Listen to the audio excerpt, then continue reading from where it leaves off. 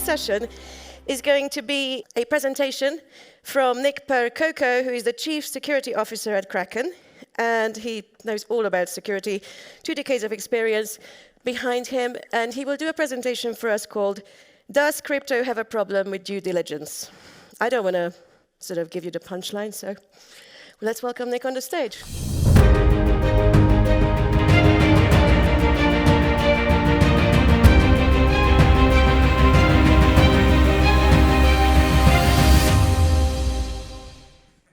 Thank you. My area of expertise is in security. I've been at this for almost 27 years, but my journey to where I am today starts a little more than 40 years ago in a small town outside of Chicago. This is what Chicago looked like around that time. My hometown isn't even on the map. It's a patch of white space in the upper left-hand corner of the screen. Around that time, I was a child who was obsessed with technology and computers. I didn't own a computer. I had actually never even used a computer. But to me, this was what the future was all about. At today's cost equivalent of around $5,000 to $7,000, a computer was completely out of reach for my family.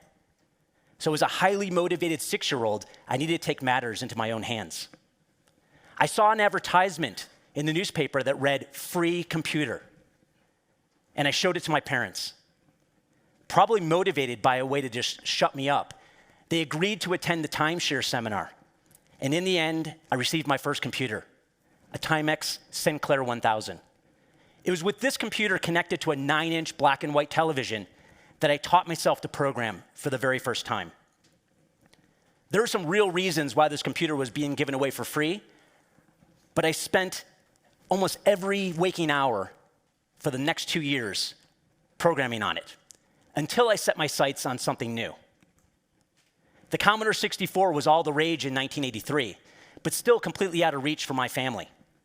That Christmas, somehow my parents found a way to get me a used one, along with external disk drive, a collection of about 30 different software titles, and a box of blank floppy disks. I wrote a ton of programs on it, but where the area that the Commodore 64 really shined was with video games. So I played lots of video games, spent lots of time doing that, until one day, I was at a department store with my parents and saw a display that was giving away a free modem with a hitch. You know, the sticking point was you had to sign up for Quantum Link, which was a brand new online service. Well, we didn't actually sign up for it. They gave us the modem and the disk for free. But when I got home, I tossed that Quantum Link disk right in the trash, but kept the free modem. There was no way to track that we were keeping the free modem because this was the 80s. But I used that to navigate the online world of bulletin board systems in Chicago. I was a regular user on BBSs such as Temple of Pong and Lunatic Fringe. And this was my first use of email, direct messaging, and file sharing. This was the future, and I was living it at age 10. About 8 years later, I got my hands on another floppy disk. And this one had a beta version of NCSA Mosaic on it. I brought it back to my dorm room and taught myself how to program and code in HTML. And I started to develop websites for my university. And later, entire web applications for businesses in Chicago, all from my dorm room. Again, I felt like I was experiencing the future, and more so, creating the future. Having access to the World Wide Web, I found a community called DEF CON. These were people just like me, and they got together every year in Las Vegas. I've attended every year since the year 2000, many times as just an attendee, for about 11 times as a speaker, and then for the last 6 or 7 years as a volunteer. Out of my experience at DEF CON, I ended up forming a company called Spider Labs. We built a global team of security researchers, ethical hackers, and forensic investigators. And we had physical labs in Chicago with racks and racks of computers and GPUs that we used for password cracking and other deep analysis when doing forensic investigations. It was at Spider Labs that I first heard about Bitcoin. People were talking about it over lunch. This was the year 2012. We ended up using some of the spare cycles in those computers and GPUs to mine some Bitcoin. And then we would send funds back and forth between Spider Labs team members' wallets. We weren't doing this for monetary gain. This was to learn and experiment and understand this brand new technology. Again, I felt like I was experiencing the future and transacting in the future. My journey took a little bit of a detour around 2016, where I started running security at an AI company. This was not generative AI. This was AI before AI was as cool as it is today. We were building models for construction equipment, trains, and airplanes. And while I was there, ironically, most people were more into crypto than they were into AI. And that led me to where I am today. Since 2018, I've been the Chief Security Officer at Kraken. And I've learned a great deal in the past 6 years. I've learned that the problem we have in crypto with due diligence, especially security due diligence, is rather unique to our industry. On one hand, we have all the on-chain code, all the on-chain infrastructure and transactions. This world is mostly open source. It has many eyes. It has public ledgers. And when something goes wrong, or very, very wrong, it's identified almost immediately and then spreads like wildfire on crypto Twitter. On the other hand, many of these businesses have all the traditional functions that reside in every other type of company that we encounter. But the on-chain world is rather straightforward to assess as a security person. You just need the right people with the right tools and the right skills to dive in. And when they surface, they tell you what all the problems are. And this is where the world of crypto really shines, in my opinion. But my experience has taught me that many of the real risks exist off-chain. There was a point in my life that I was deciding whether to major in computer science or music. I've played the saxophone and other instruments since age 9. But I chose to major in computer science, but then filled all the gaps in my schedule with about any ensemble I can possibly join. In high school, I was fortunate enough to attend a public school that had one of the best music programs in the country. The marching band, specifically, was one of the best in the United States. And even at our level of performance, we started every rehearsal with tuning, scales, stretching, and marching fundamentals. In music, in security, and in crypto, basics are extremely important. To me, basics translates directly to the areas that matter most when doing security due diligence. We do a lot of that at Kraken, either from an investment standpoint or also from an M&A standpoint. And when I get an opportunity to speak with a co-founder or a CTO or someone on the technical side, I often surprise them when I ask them simple questions like, just show me how you access your email. How do you push code to production? And how do you sign a transaction? Companies need to ensure they're doing security basics while they're building complex things. There's often no chance to fix this later or secure this later when it comes to people playing in the crypto industry. There needs to be a continuous cycle of coming back to the basics as a company scales and grows. But in crypto, there's little to no guidance on how to do this and how to do this in the right way. So how does the crypto industry break out of that cycle where security is often either folklore or open to interpretation? Well, to explore this, let's look to the past. 20 years ago, I was working as an independent forensic investigator for the global credit card companies. I started to see patterns in my investigations over and over again. I would keep track of them. And then I started to jot them down and drafted up a set of basic requirements that I felt that if everybody in the world just followed, we would see less credit card data breaches. I ended up presenting this to Visa, and after a handful of revisions back and forth, it was adopted and became a global standard known as Payment Application Data Security Standard. It's easy to understand and pretty straightforward for developers to implement. Now, if you've shopped anywhere in the world since about 2008, whether it at a grocery store or gave your credit card at a hotel or bought a snack at an airport, that transaction was partially secured by this global standard. 10 years ago, I gave a talk at DEF CON along with a friend named Josh Corman. We were there to raise concern that the hacking community, in front of an audience of about 2,000 hackers, that the hacking community was too focused on browser exploits and mobile phone exploits and not paying enough attention to the areas where human life and public safety met technology. Areas like medical devices and transportation systems would often just fall apart if they were looked at with a hacker's mindset. Out of this talk came the creation of a grassroots organization known as I Am the Cavalry. And two of this organization's major contributions was the development of something called the Hippocratic Oath for Connected Medical Devices, and also the 5-star Automotive Cyber Safety Framework. The Hippocratic Oath today is utilized by major medical manufacturers, those who create pacemakers and things like insulin pumps. And the automotive framework has been adopted and is leveraged by many of the players in the automotive industry.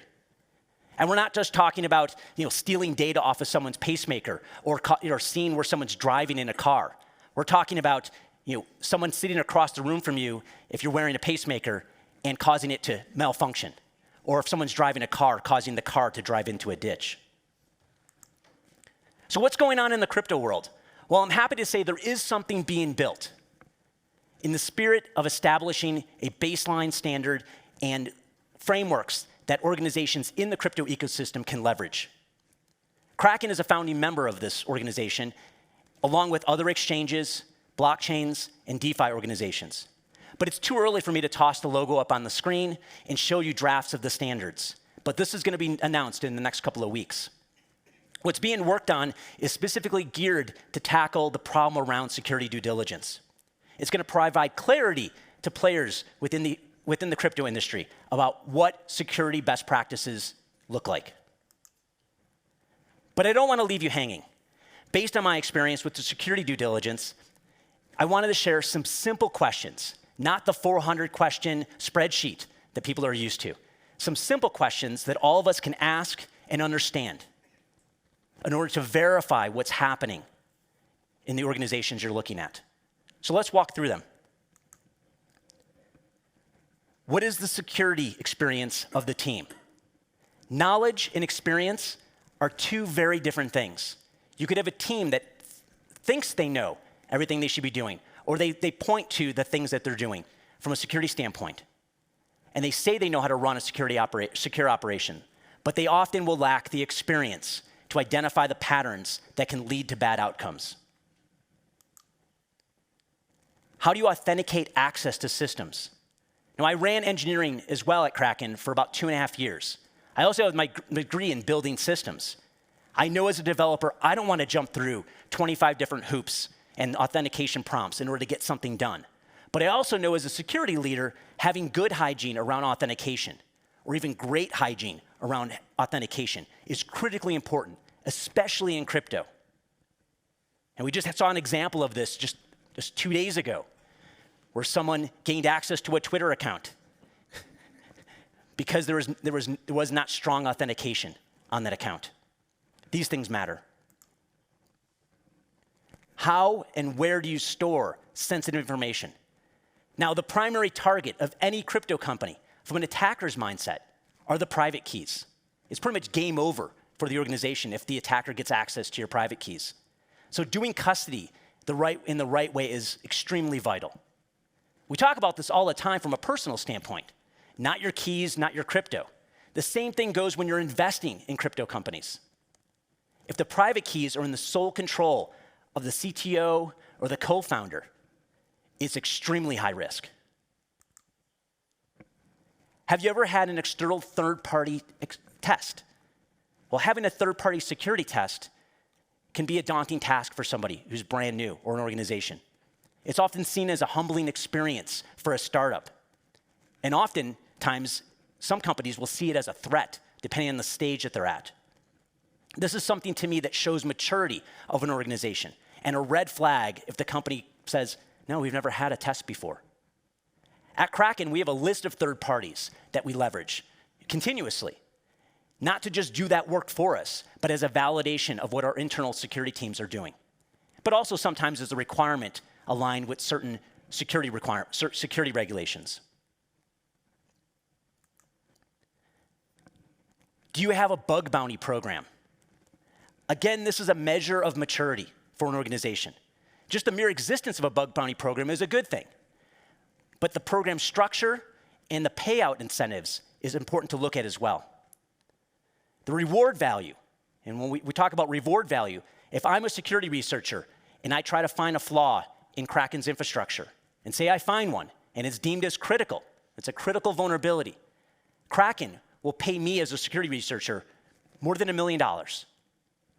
Same thing goes with some other large exchanges. Coinbase has a similar payout incentive structure. And they also, just like us, have teams that are dedicated to servicing security researchers, fielding the communication, making sure that they know what's going on in the process, and then thanking them for helping out. Now, if we look to the past a little bit, FTX had a bug bounty program. They would have checked that checkbox. But their incentive structure, the payout structure, the market that they created for the security researcher community was that they would pay $2,500 for a critical vulnerability. That's it. Other thing would happen is if you're a security researcher and you contributed to the FTX bug bounty program, and they didn't get back to you for several weeks or several months, and then you went to Twitter to complain about it, they would call you toxic and try to discredit you. And then you'd have a whole army of fanboys that would jump on as well. How do you detect when something bad is happening? Thankfully, when something goes wrong on chain, the whole world knows about it almost immediately. But off chain, you could have all the best security controls in place, but zero monitoring. And when one of those controls fails, and they will, the attackers are often free to roam about your organization for days, weeks, months. And as a forensic investigator in my past life, I've seen environments where the attackers were in there doing things for almost a year without being noticed. So does crypto have a due diligence problem, specifically around a security due diligence problem? Well, from a security perspective, my answer is yes. I feel our industry does, but I feel it's getting better. Since I've been in the crypto industry, I've seen some really horrible things along the way, but I've seen things improve as well. And I feel like they're going to get better over the next couple of years. We need to look beyond what's happening on chain. Don't get distracted by the marketing. Don't get distracted by the number of Twitter followers somebody might have. Don't get distracted by the fancy UX or the fancy hardware. The real problems are often hidden off-chain. Focus on the security basics. Those matter most. Areas like two-factor authentication, secure development, key management, custody. Those are critically important to be doing 100% right 100% of the time. And of course, don't trust what you read on a company's website. Verify either in person, via hands-on demos, or via reputable third party. There are handfuls of experienced crypto security people in our industry. They're extremely knowledgeable, and they're able to help if you need them to. Don't trust, verify. Thanks for listening.